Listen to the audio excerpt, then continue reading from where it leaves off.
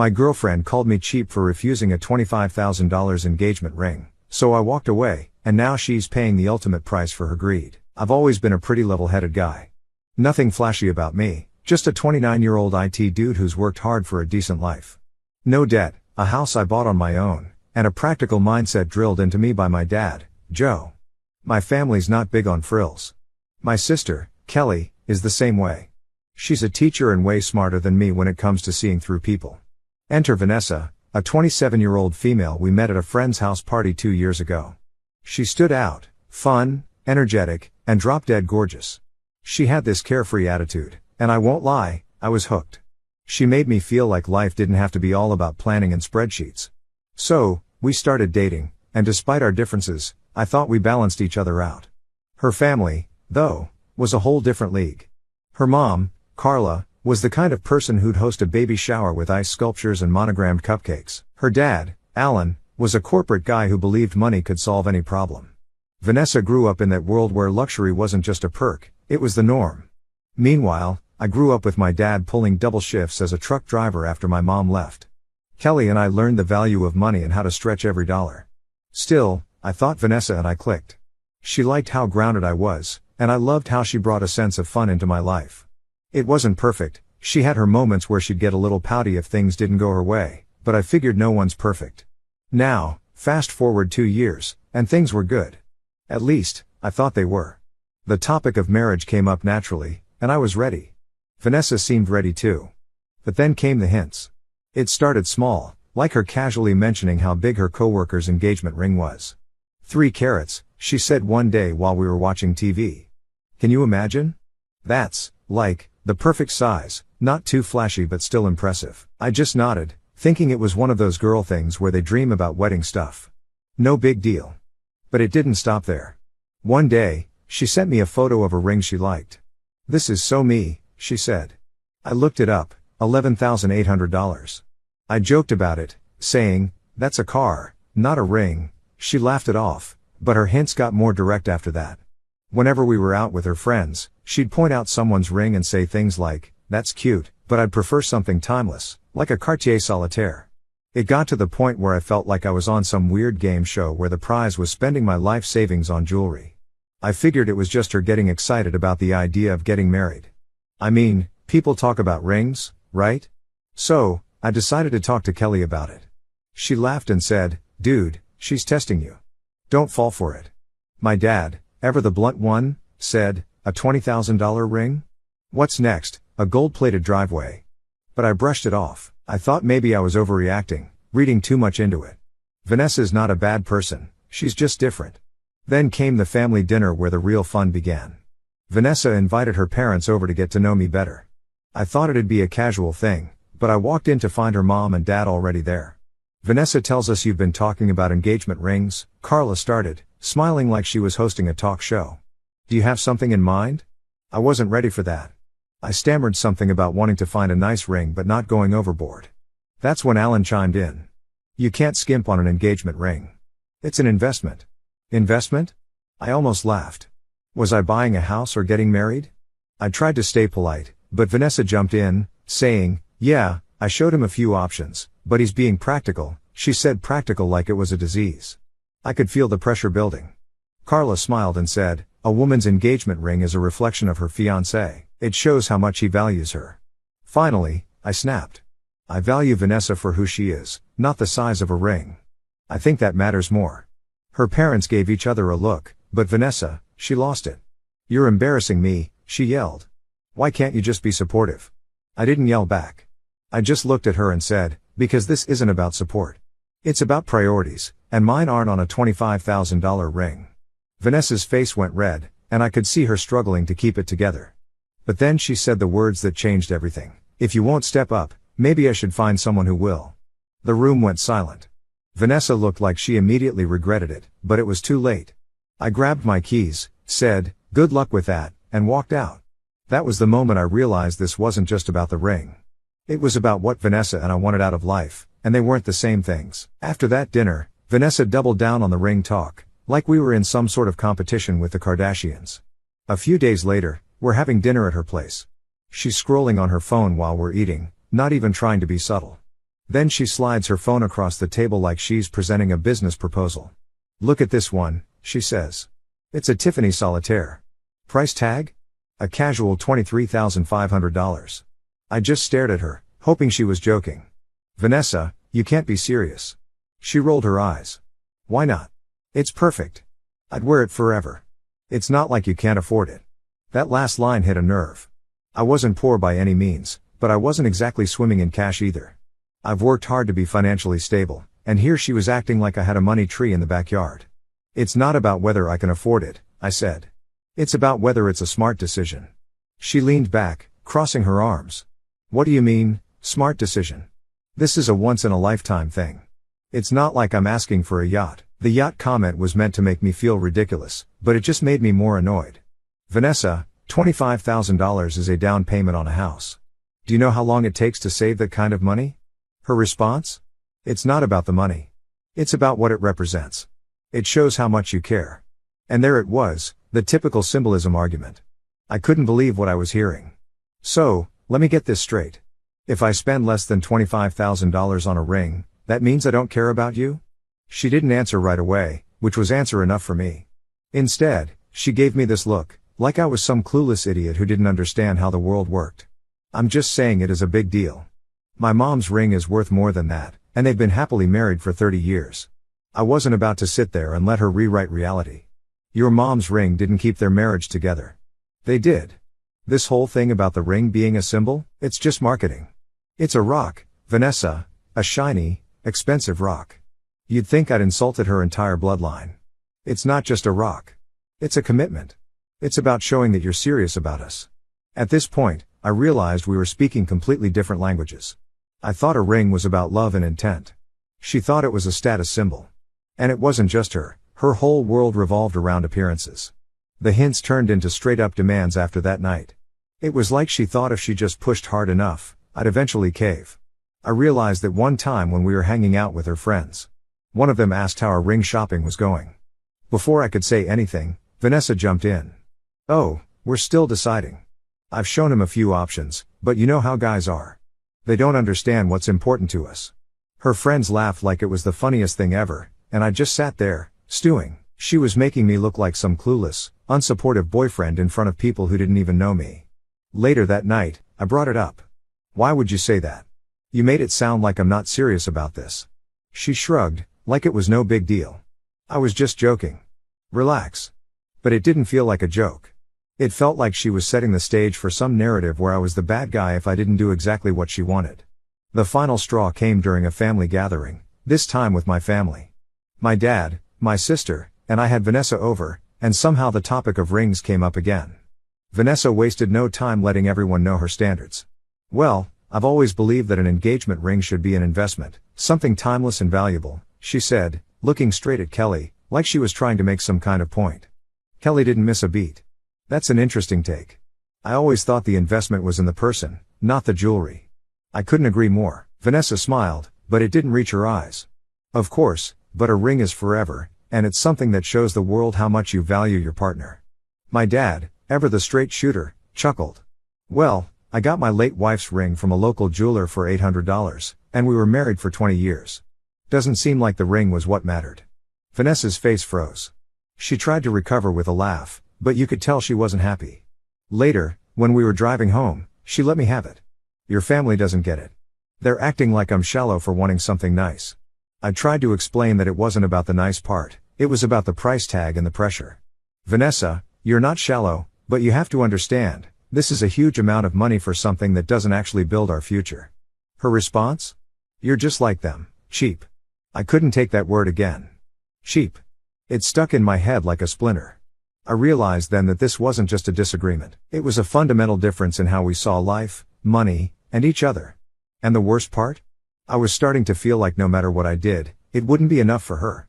At this point, Vanessa wasn't just hinting anymore, it was full-on pressure. And honestly, I was getting fed up. The more I tried to explain my perspective, the more she acted like I was committing some kind of relationship crime. After the family dinner, where she didn't exactly win over my dad or Qley, things at home got tense.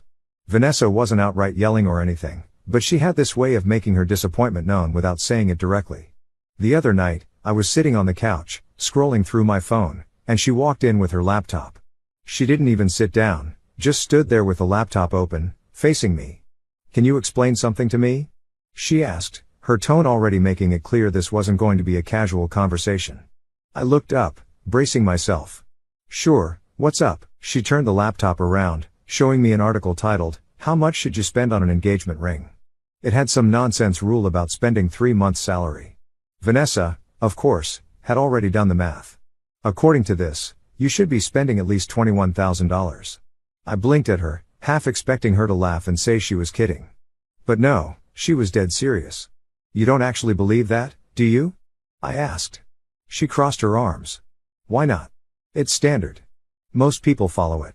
"Vanessa," I said, trying to keep my cool, "that rule was literally made up by diamond companies to sell more rings. It's marketing, not reality." Her face tightened. "So, you're saying I don't deserve a ring that meets basic expectations?" She kept throwing the same words around, like I was some villain trying to cheat her out of her dream life. "I'm not saying that at all," I replied. "I'm saying I'm not going to let a made-up rule dictate how I spend my money." She didn't like that answer, not one bit. "It's not just about the money," she snapped. "It's about the fact that you don't seem to care about making me happy. Every time I bring this up, you shut me down like I'm being unreasonable." I leaned forward, looking her in the eye. "Because it is unreasonable to expect me to spend that much on something that doesn't help us in the long run.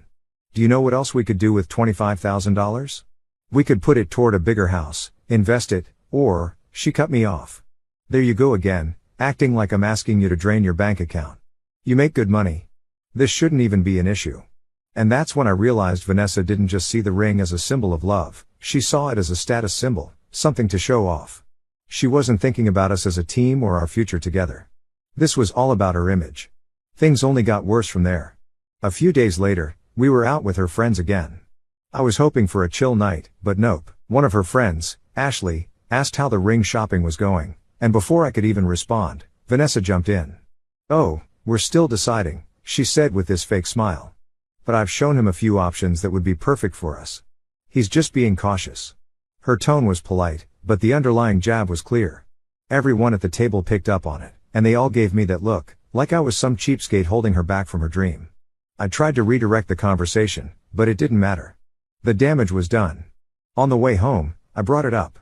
"Why do you keep making me sound like I'm the bad guy in front of your friends?" She looked genuinely confused.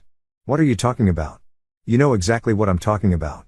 Every time this ring comes up, you make it sound like I'm dragging my feet or being cheap. Do you have any idea how that makes me feel?" She rolled her eyes. "Oh, please. It's not like I'm lying. You are being cheap." That word again, cheap, I'd heard enough. "You're damn right I'm not dropping 25 grand on a ring," I shot back, cutting through her smug tone. "It's called being responsible. You might want to try it sometime." She scoffed, waving me off like I was some clueless kid. "You're so dramatic. All I want is a nice ring, something I can actually be proud of." I leaned forward, locking eyes with her. "And you seriously think a $5,000 or $7,000 ring isn't nice? You're acting like anything under a car's worth is an insult. Let me tell you what's embarrassing, being more worried about the price tag than the person giving it to you." That shut her up. She sat there, staring out the window, pretending to ignore me, but the tension in the car was louder than any argument we could have had. The next morning, I woke up to a text from my sister, Qley. She'd heard about the latest drama because, of course, Vanessa had vented to her mutual friends, and it somehow made its way back to Qley. "You need to set some boundaries with her," Qley wrote. "This isn't about the ring anymore. It's about control." She was right. Vanessa wasn't just upset about the ring itself, she was upset that I wasn't bending to her will. But things didn't stop there. Vanessa started dropping snide comments during everyday conversations. If I mentioned saving money or budgeting, she'd say something like, "Oh, so you can be frugal about that, but not about something that actually matters to me?" It was like she was building a case against me in her head, one sarcastic comment at a time. And the worst part?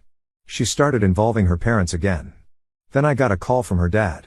"Hey, just wanted to check in and see how things are going," he said casually. I wasn't in the mood for small talk, so I cut to the chase. "What's this about, Alan?" He hesitated for a moment, then said, "Vanessa mentioned you're hesitant about the ring. I just wanted to make sure everything's okay between you two." I couldn't believe it. She'd actually gone to her dad to complain about that effing ring. "Everything's fine," I said curtly. Vanessa and I just have different ideas about what's important. Vanessa was now using her parents as backup, like they were some kind of relationship referees. That night, I sat her down. "We need to talk," I said. She looked up from her phone, already annoyed. "About what?" "This whole ring situation. It's starting to feel like you're more focused on the price tag than the relationship." "That's not fair," she said, looking angry. "No, what's not fair is the constant pressure you're putting on me," I said. "I'm trying to build a future with you, but you're acting like the only thing that matters is how much I spend." She sat there, glaring at me like I was the villain in her fairy tale, but I wasn't about to back down. "I've spent 2 years trying to make this relationship work, but at what cost?" It hit me hard right then. Vanessa wasn't going to change. This wasn't about the ring anymore. It was about something bigger. I'm not against spending money on someone I love, but there has to be a line. I believe a relationship is about building something together, not one person being pressured to prove their worth with an overpriced piece of jewelry. Now I'm stuck wondering, am I being stubborn for standing my ground? Is it unreasonable to think $25,000 on a ring is just absurd? Vanessa made it clear what her expectations are, but I'm not convinced I'm in the wrong here. What do you guys think? Am I being too practical, or is Vanessa asking too much again? So, remember how I said things were tense with Vanessa after that whole ring argument? Well, things didn't just stay tense, they escalated big time. I was already on edge from her constant remarks, the involvement of her parents, and this nagging feeling that no matter what I did, it was never going to be enough. But honestly, I wasn't prepared for what came next. It started on a Saturday. I was running errands and had plans to catch up with my dad and sister later in the day. Vanessa texted me while I was out, "Hey, can we talk tonight? I've been thinking about us." Now, normally I'd be all for resolving things, but with the way things had been going, I had a bad feeling about it. I replied, "Sure, let's talk after dinner with my family." Her response was immediate, "Why are you spending so much time with them lately? I thought you were committed to building a future with me." That text hit me like a slap in the face. My family wasn't just family to me, they were my support system. They'd been there for me through everything, and I wasn't about to distance myself from them because she was feeling insecure. I ignored the message, finished my errands, and headed over to my dad's house. When I got there, I filled Qley in on the latest developments. "She's losing it," I said, showing her the text. "She acts like I'm not allowed to have a life outside of her." Qley told me, "This isn't about your family. She's deflecting because she knows she's in the wrong. Don't let her guilt trip you." Dad chimed in too. "Son, if someone doesn't respect your family, they don't respect you. Simple as that." I'd always tried to separate the issues I had with Vanessa from how she interacted with my family, but lately, it felt like everything was bleeding together. After dinner, I headed back to my place, ready for whatever talk Vanessa wanted to have. When I walked in, she was sitting on the couch, waiting for me. "So, you're finally home," she said. "Yeah," I replied, already feeling my patience wearing thin. "I told you I was having dinner with my family." She didn't waste any time. "We need to figure this out. I can't keep feeling like I'm not a priority to you." "Not a priority?" I said. "Vanessa, I've been bending over backward trying to make you happy. The ring, the constant expectations, I'm doing everything I can, and it's still not enough for you." She started yelling. "Because you don't listen. I'm telling you what I need, and you're acting like I'm asking for the moon. It's not just about the ring. It's about you showing me that I'm worth it." And there it was again, that same argument dressed up in a different outfit. "Vanessa," I said, "this isn't about your worth. It's about the fact that you're demanding something that doesn't make sense for us financially. If I cave on this, what's next? $100,000 wedding? A vacation home?" Her face hardened. "You're exaggerating. I'm not asking for anything crazy.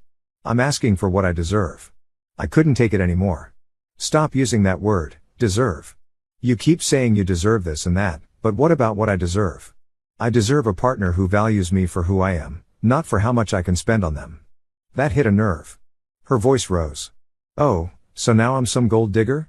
Is that what you're saying?" "I didn't say that," I shot back, "but you're making it really hard to see this relationship as anything other than transactional right now."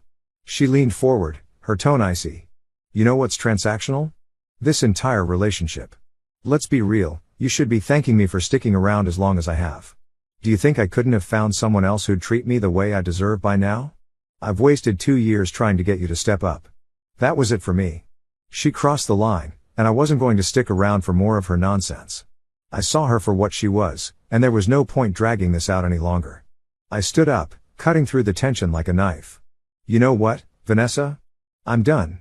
She looked up, clearly caught off guard. What are you talking about? This, I said, gesturing between us. It's not working. I've had enough of trying to keep up with your impossible expectations. If love to you is measured in dollars, then we're not on the same page, because it shows you're serious about us, she snapped back. I was unimpressed. Serious? Let me tell you something, I've been serious about this relationship since day one, but you've turned it into a checklist of how much I can spend to prove it. I've already put up with so much, she said, pushing harder. You don't take me on nice vacations. You don't spoil me like other guys would, and now you're telling me you can't even buy me a proper ring? It's embarrassing. That was her truth laid bare. I smirked, shaking my head. Embarrassing? You think you're embarrassed? Try being with someone who's been waiting 2 years for me to turn into their personal ATM. That's not what I meant, she shot back, clearly backpedaling. I just thought you'd want to make me happy. I've had to settle for less in this relationship for too long, I laughed. What exactly have you been settling for? Someone who doesn't bend over backward to fund your lifestyle? Yeah, you're right, you have been settling. She opened her mouth to respond, but I didn't give her the chance. I've tried, Vanessa. I've tried to make this work, but I can't anymore. I'm done. Her face shifted, desperate to regain control. Wait, you're breaking up with me over a ring? I shook my head. Not just the ring. I'm breaking up with you because this whole relationship is one-sided.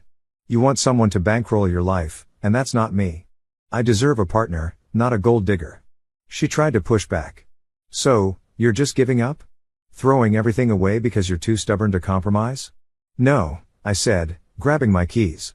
You can spin this however you want, but I'm done letting you treat me like a paycheck. Good luck finding someone who'll put up with it. Without waiting for her to respond, I walked out the door. She could deal with the fallout on her own. I was done wasting my time. And that's the latest. Funny how years of a relationship can be shattered in minutes, once and forever. Right now, though, it feels like a weight has been lifted. Vanessa did not miss a chance to come again, begging for me to return. So, I thought walking away from Vanessa and her $25,000 engagement ring demands would be the end of it. I figured she'd move on, maybe trash talk me a little to her friends, and that would be that. Turns out, I seriously underestimated how far she was willing to go. Right after the breakup, Vanessa didn't waste any time trying to win me back.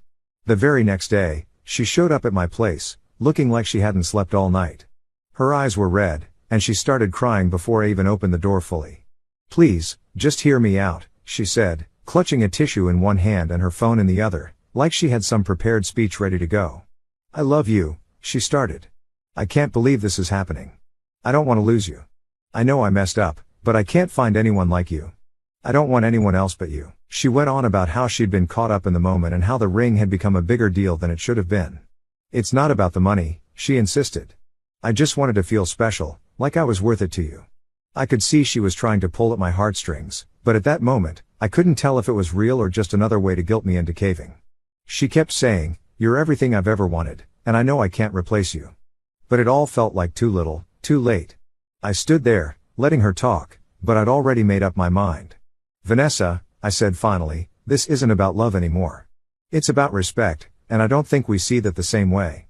Her face fell, and for a second, I thought she might push harder, but instead, she just stood there, crying quietly, as I closed the door. That was the moment I knew there was no going back, no matter how much she begged or what she said. Some things just couldn't be undone. She seemed broken, and I almost caved. However, a few days after, I got a couple of texts from mutual friends. Things like, "Hey, I heard about you and Vanessa. Are you okay?"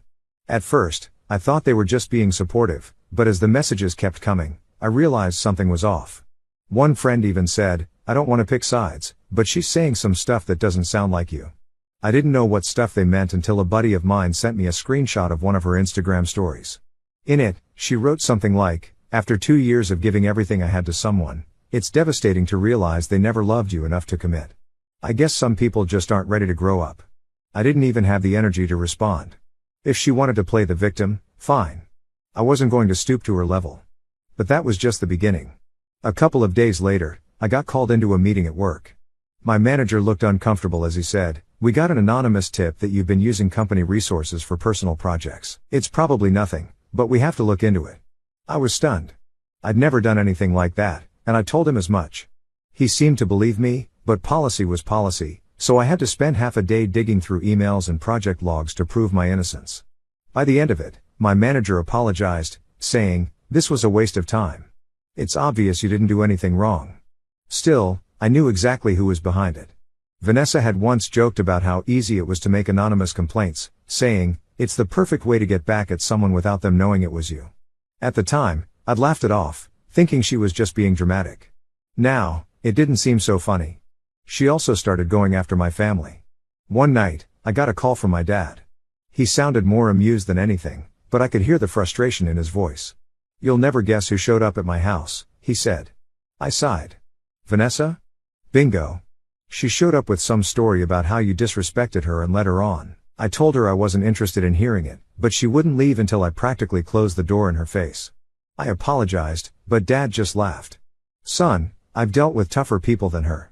Don't worry about me. But you might want to watch your back, she's got a vendetta." At this point, it felt like my life was turning into a movie. Vanessa wasn't just trying to get back at me, she was trying to ruin me. And the worst part? It wasn't just behind the scenes anymore. One morning, I was scrolling through my social media when I saw Vanessa had posted a long, dramatic post on Facebook, tagging mutual friends in it. She claimed I'd promised her an expensive ring, then humiliated her by breaking things off because I couldn't afford her. She even added a line about how she'd been nothing but supportive, only to be treated like she was disposable. I didn't give a reaction to any of it. Eventually, her reckless efforts started to backfire. People who knew both of us began to see through her. One of her friends messaged me, saying, "I'm so sorry she's acting like this. She's been telling everyone you're the bad guy, but honestly, it's obvious she's just bitter." Even some of the mutual friends she tried to turn against me began reaching out. They'd heard enough of her exaggerated stories to realize she wasn't being entirely truthful. One person even said, "Honestly, she's always been into money only. You're probably better off." And they were right. I was better off. But that didn't mean it didn't suck. Dealing with the fallout of a relationship is hard enough without someone actively trying to destroy your reputation. But as tough as it was, I learned a lot about myself and about what I want in a partner. And Vanessa? Well, she can keep her $25,000 dreams. I'm done playing that game. That's it for now. I think she's finally run out of ways to drag me into her drama, but honestly, who knows what the future holds. It's been a few months since I walked away from Vanessa and her diamond obsession. I wish I could say things settled down completely, but she wasn't quite ready to let things go without one final move. If there's one thing I've learned about Vanessa, it's that she has a knack for turning even the most mundane situation into an ordeal. I was finally starting to get back to normal. Work was solid, my family had my back, and the people who mattered knew the truth about what went down. I even started dipping my toes into dating again, cautiously, because trust issues are no joke after something like this. Then, one random Tuesday afternoon, I got an email from Vanessa. The subject line? Reimbursement request. My gut told me it wasn't going to be good, and sure enough, it wasn't. She'd sent me a list of expenses she claimed were related to our relationship. It included everything from clothes she bought to look good for our dates to gas money for driving to my place and even half the meals we split. The total? $3,500. At the bottom of her email, she wrote, "Since you've decided to cut ties, I think it's only fair that you reimburse me for the investments I made during our time together. Please send the amount via bank transfer within 30 days. Thanks in advance." Investments? Like she was a venture capitalist and I was some startup she funded. I laughed out loud, but at the same time, I couldn't believe the nerve. Who even thinks this way? I forwarded the email to Qley, who immediately called me. "Oh my God, she's actually serious, isn't she?" she said between laughs. "I mean, should we send her an invoice for all the emotional labor you put in? Or better yet, all the dinners you paid for?" Dad's take was more direct when I told him, "Send her a $1 bill with a note that says, 'For your trouble.'" As much as I wanted to respond with something snarky, I knew better. Vanessa had a way of escalating things, and I didn't want to give her any ammunition to make things worse. So, I replied with a simple, matter-of-fact message. "Vanessa, I'm not reimbursing you for gifts or personal expenses. Relationships aren't transactional. Please don't contact me again." Since then, things have been quieter. The fallout lingered for a bit, but it faded as mutual friends started seeing her for who she really was. A few even reached out to apologize. One friend said, "Honestly, she's always been like this, entitled and over the top. You dodged a bullet, man." Now, months later, I feel lighter. The whole experience taught me some tough lessons, but I came out stronger. For one, I've learned to spot red flags early and not ignore them for the sake of making it work. I've also realized how lucky I am to have family and friends who stand by me no matter what. As for Vanessa, last I heard, she's still chasing expensive dreams and hoping someone else will foot the bill. I don't envy her next boyfriend, that's for sure. Looking back, I'm not angry anymore. I'm just glad I saw the truth before it was too late. If there's one thing I've learned, it's that love should never feel like a financial transaction. Relationships are about partnership, not bank statements. If you're in a situation like I was, my advice is simple. Trust your gut, stand your ground, and don't let anyone make you feel like you're not enough. And if they start sending you invoices after the breakup? Well, that's your cue to run.